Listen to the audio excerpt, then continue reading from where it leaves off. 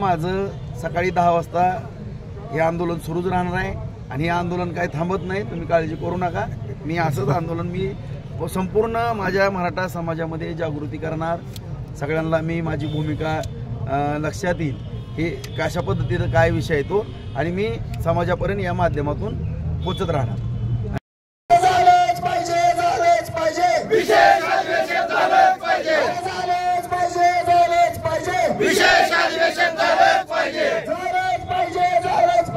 विशेष अधिवेशन झालंच पाहिजे।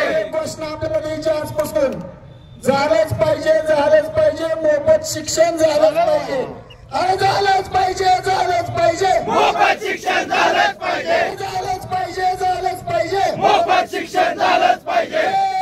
मराठा मराठा मराठा मराठा भूषण आमदार राजभाऊ तुम आगे बढ़ो, हम तुम्हारे साथ हैं। मराठा भूषण आमदार राजभाऊ तुम आगे बढ़ो, हम तुम्हारे साथ हैं। हिंदवी स्वराज्य संस्थापक क्रांत राजा छत्रपती शिवाजी महाराज की जय। जय भवानी, जय शिवाजी, जय भवानी, जय शिवाजी।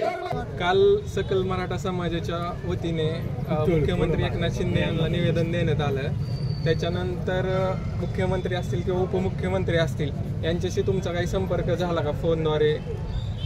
नाही, आता मी सगळ्यांना पत्र पाठवले, त्या दिवशी पण फोन केले आहेत आणि माझी जी मूळ मागणी जी आहे ना ती एकदम रास्त आहे आणि ह्या मूळ मागणीप्रमाणेच जे विशेष अधिवेशन बोलवायचा जो मुद्दा आहे माझा तोच योग्य आहे आणि त्याचप्रमाणे शासनानं विरोधी पक्षांनी सगळ्या आमदारांनी भूमिका घ्यावी। आज 4था दिवस आहे आणि गेली 8-10 दिवस झाला हा विषय मीडियाच्या माध्यमातून वगैरे सुरू होत असताना आता 4 दिवस झाले मी या ठिकाणी शिवसृष्टीच्या या ठिकाणी ही मागणी घेऊन बसलेलं की विशेष अधिवेशन बोलवा आणि दुधाचं दूध आणि पाण्याचं पाणी करा।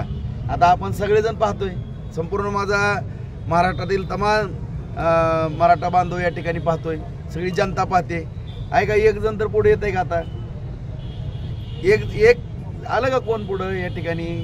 कुठलाही राज्यकर्ता पुढं आला का? कुठला पक्ष पुढं आला का? कुठला या ठिकाणी आमदार पुढं आला का? सरकार पुढे यायला लागलंय का? विरोधी पक्ष पुढे यायला लागले? तुम्हीच या ठिकाणी सांगा। आज जी भूमिका मांडलेली आहे मी आणि गेली 40 वर्ष झालं होऊन गेली ह्या विषयाला, मग हा विषय कुठं तर थांबवायचा का? थांबवायचा का नाही?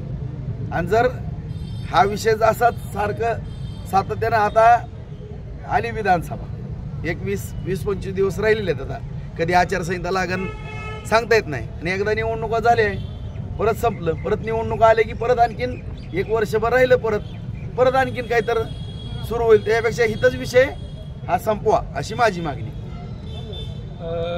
जेव्हा आता काल चंद्रकांत दादा येऊन गेले तेव्हा सरकारमधील लोकांना तुम्ही विनंती केली, अनेक लोक म्हणले की तुम्ही सरकारला पाठिंबा दिलेला होता, पण आज महाराष्ट्रात अशी एक टॅगलाईन फिरते की पहिला आमदार आहे की ज्यांनी ओबीसी मधनं आरक्षण द्या अशी मागणी केली।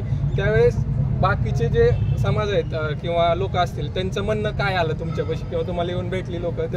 मी माझ्या मागणीवरती ठाम आहे। आता कोण काय म्हणत असेल किंवा काय आणि कोण मला काय कुठल्या प्रसिद्धीच होता द्यायचं नाही किंवा मला काय हिरोगिरी करायची नाही काही नाही। उद्या मी माझी भूमिका का मांडलेली आहे आपल्या सर्वांच्या लक्षात आलं असेल की सातत्यानं हा जो विषय चिघळत ठेवला जातो हा कुठंतरी विषय संपवा। आता एकदा हा विषय विधानसभेत तर संपणार आहे किंवा कोर्टात तर संपणार आहे। हा विषय संपवून सगळ्यांनीच एकमताने ह्याच्यावरती काहीतरी निर्णय घ्या आणि हा विषय सातत्यानं चर्चेत राहून देऊ नका, ह्याच्यावरती काहीतरी तोडगा काढा आणि जी काय समाजामध्ये दुही निर्माण होणार आहे हे कुठं तर थांबलं पाहिजे ना आता, आणि तीच माझी भावना आहे। आणि उद्या ह्याच्याकरता आता काही म्हणले की तुम्ही आमदारांची भूमिका स्पष्ट भूमिका मांडली मी, जे काय असेल ती माझं राजकीय काय व्हायचं ते होईल। आता बरोबर आहे, राजकारणात मला काय फायदा होईल तोटा होईल हा मुद्दा नंतरचा, शेवटी तालुक्यातली जनता ठरवून मी उभा पण राहायचं का नाही। जनतेनं जर या ठिकाणी म्हणलं शांत बसा, शांत बसू, त्याच्यात काय एवढं आज आणि कुठल्या पण माध्यमातून मी समाजाची सेवा करत राहील।